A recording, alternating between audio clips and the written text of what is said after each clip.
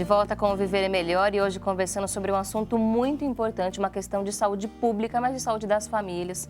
Nós estamos falando sobre o crack e os seus efeitos na saúde física, na saúde espiritual, na saúde emocional, intelectual, na saúde da família, da sociedade.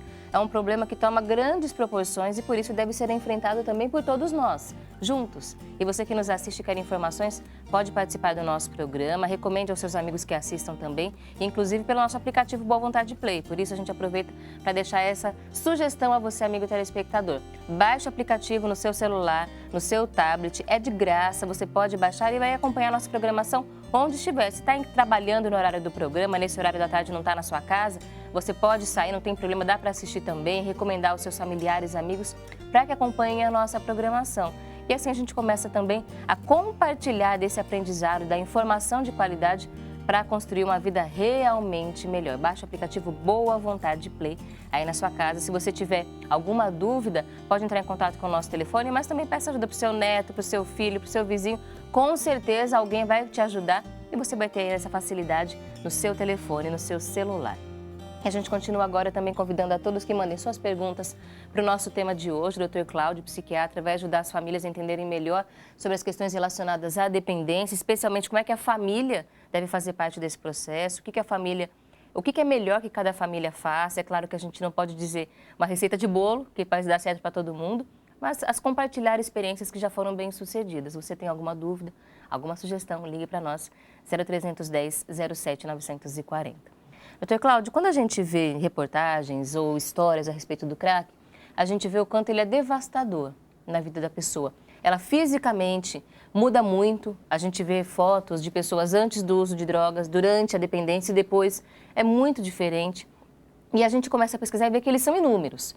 Vamos começar então a entender melhor como é que o crack age na saúde dessa pessoa.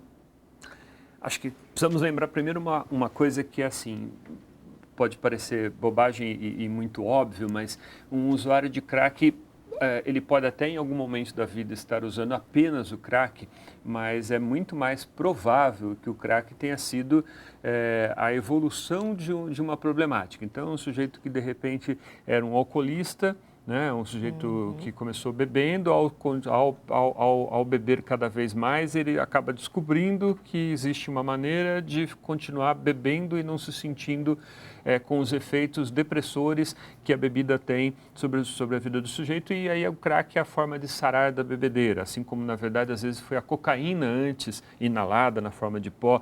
Então muitas vezes a pessoa vai terminar no crack porque era um usuário de cocaína que vai deteriorando o seu padrão, a sua doença, o seu transtorno, a sua dependência, e quando ele se vê numa situação em que ele acha que é mais barato usar o crack, no final ele vai gastar mais dinheiro e vai conseguir esse dinheiro às vezes se degradando de todas as maneiras possíveis, vendendo seus pertences, roubando coisa de casa, roubando coisa na rua, se prostituindo e assim por diante. E o crack muitas vezes é a linha final de uma situação como essa, né? Onde aí sim ele está usando uma droga que ele vai acabar, na boa parte das vezes, até deixando de usar as outras, né? Um usuário de cannabis, de maconha ou de bebida, e quando ele descobre ou aparece na vida dele a questão do crack, existe um afunilamento, uma tendência a uma utilização maior do crack, porque é muito mais difícil abandonar este uso, é muito mais rápido que a pessoa venha utilizar. Então, agora sim, dito isto, a gente pode falar um pouco sobre os efeitos do crack em si, né?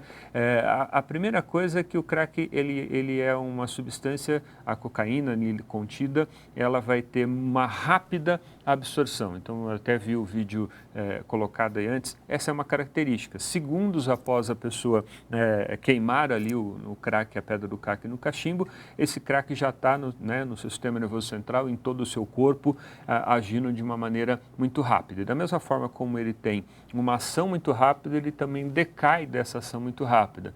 E essa é uma das razões pelas quais é uma substância altamente adictiva, porque o sujeito sai de uma situação de hipereuforia para uma situação de intensa depressão de uma forma muito rápida, muito mais rápida, por exemplo, até mesmo do que a própria cocaína, né? Então, esse é um poder adquisitivo muito grande. E o que ele faz, por exemplo, no cérebro? Ele faz com que o nosso cérebro utilize-se ou libere para a intercomunicação entre os neurônios de uma maneira muito rápida as próprias substâncias que nós temos no cérebro, a serotonina, a noradrenalina, a dopamina.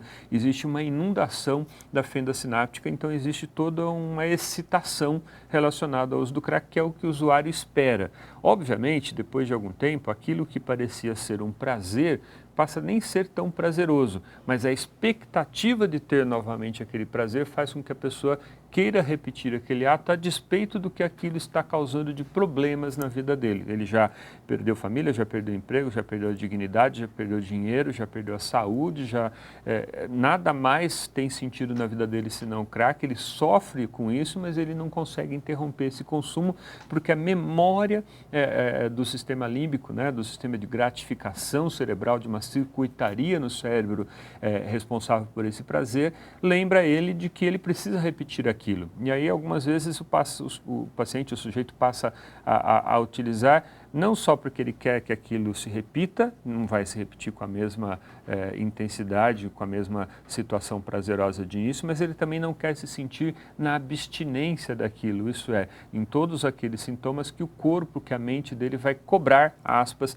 dele, por ter utilizado. Então, se você usa uma substância que libera todas as suas neurotransmissores cerebrais, não tem mágica, né? Um tempo depois eles vão fazer falta e horas depois eles vão fazer falta, né? E aí vem todo o sintoma contrário da excitação cerebral. Vem uma depressão, vem a culpa, vem o sentimento ruim, vem aquela angústia e isso quando não há complicações, né, do ponto de vista psiquiátrico do uso de crack, que a gente pode falar aí no outro momento. É só no cérebro que o crack vai ter a sua ação? Não, em todo o corpo. A pressão arterial da pessoa se eleva, a frequência cardíaca aumenta, e aí vem outros riscos associados ao uso do crack, da cocaína, de outros estimulantes do crack, em função, como eu te disse, da potência, vamos dizer assim, da droga em provocar tudo isso. Então, arritmias, infartos, acidente vascular cerebral hemorrágico ou isquêmico, enfim, toda a perturbação que uma crise hipertensiva, que uma taquicardia exacerbada pode fazer com a vida desse sujeito. Quanto mais uso da droga, com mais tempo de uso, mais graves são os efeitos, mais danosa é a Além de condição mais saúde? graves, a probabilidade deles acontecerem vão aumentando, né? Em função disso, né?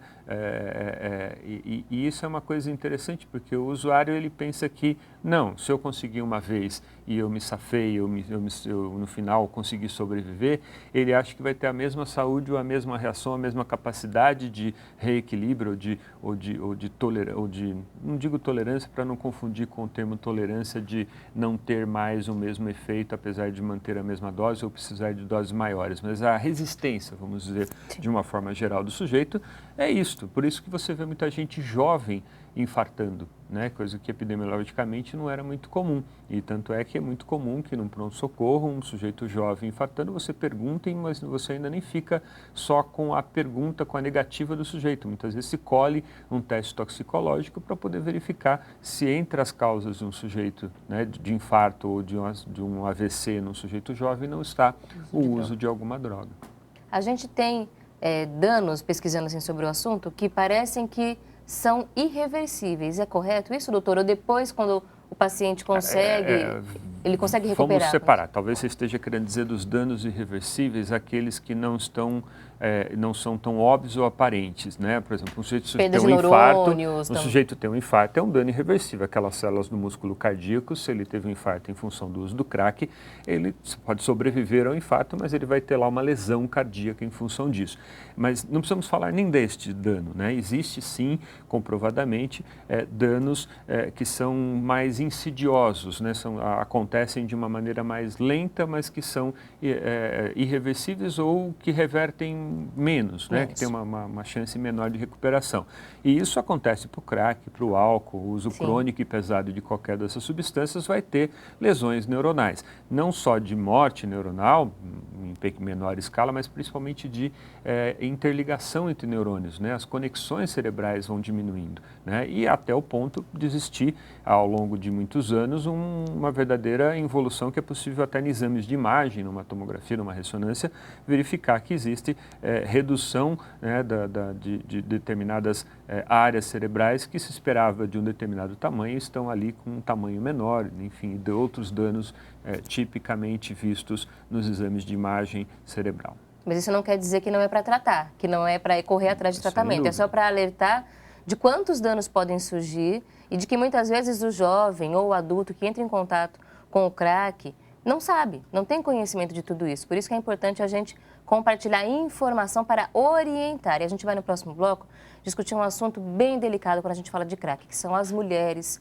gestantes usando crack. Muitas delas engravidam sob o efeito da droga ou na condição de uso, outras continuam usando. Como é que fica essa criança? Como é que vai ser depois? Uma conversa muito importante, muito delicada. E a gente vai falar sobre isso no próximo bloco. O nosso convidado vai continuar com a gente também, trazendo as reflexões a respeito desse assunto. Peço licença ao Dr. Cláudio, para que a gente retome também o nosso estudo sobre a importância de nós nos fortalecermos. Porque muitas vezes, você que conhece alguma família, hoje que já passou por uma situação como essa, sabe que às vezes a gente tem a sensação de que não vai dar conta, de que está difícil demais, o problema está grande demais, já saiu do controle. E aí, nessa hora, cada um encontra um refúgio. Hoje nós estamos aqui, nós estamos sempre falando sobre a importância, muitas vezes a necessidade de nós nos religarmos a Deus ou às forças da natureza, da religiosidade, esse sentido de religiosidade que nós estamos sempre abordando aqui na nossa programação. A gente vai continuar estudando do livro É Urgente Reeducar o Texto, que o jornalista Paiva Neto nos traz com estas reflexões. No bloco anterior já falamos que todos nós temos esse sentido de religiosidade, mesmo aqueles que não se consideram religiosos, que se consideram ateus, mas que quando colocam em prática o amor, a ética, o trabalho, o respeito, a tolerância, estão também manifestando este sagrado que todos nós temos dentro de nós. A gente continua agora aqui neste estudo, na página número 104 até a 105. Vamos juntos permanecer nesta reflexão. Tudo o que de bom existe no marido ou na esposa, no noivo ou na noiva, na namorada ou no namorado, no pai ou na mãe, no filho ou na filha, é o que podemos chamar de parte divina ou porção solidária, que cada criatura do Criador, sabendo ou não sabendo, possui. As pessoas infelizes são as que não procuram tal poder fulgurando nelas mesmas e nos seus semelhantes. Quando vamos ao encontro dessa nobre parcela, tanto em nós quanto nos outros, deparamos com a felicidade verdadeira, a partir do momento em que você alcança a partícula divina que habita em si própria ou em si mesmo, adquire o privilégio de identificá-la nos demais. E é assim que nós devemos trabalhar no nosso dia a dia e exercitar esta consciência.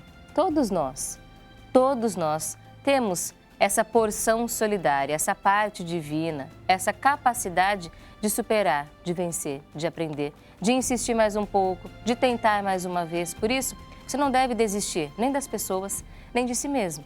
Continuar persistindo, trabalhando, tentando de um jeito diferente e contando com esse amparo divino. E com certeza, quando nós abrimos os nossos olhos e começamos a reconhecer no outro que ele tem, sim, as suas dificuldades, tem os seus desafios, traz alguns problemas muitas vezes, mas quando nós reconhecemos que ele também nos traz sentimentos bons, que despertem em nós o nosso amor, a nossa vontade de querer mais, de querer melhorar o mundo, nós reconhecemos que todos temos o nosso valor, a nossa importância. E é isso que nós devemos fortalecer dentro de nós, o que nós temos de bom.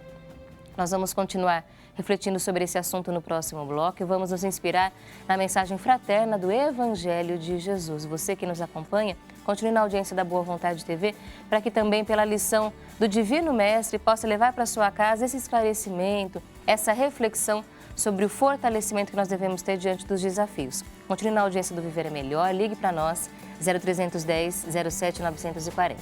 Até já.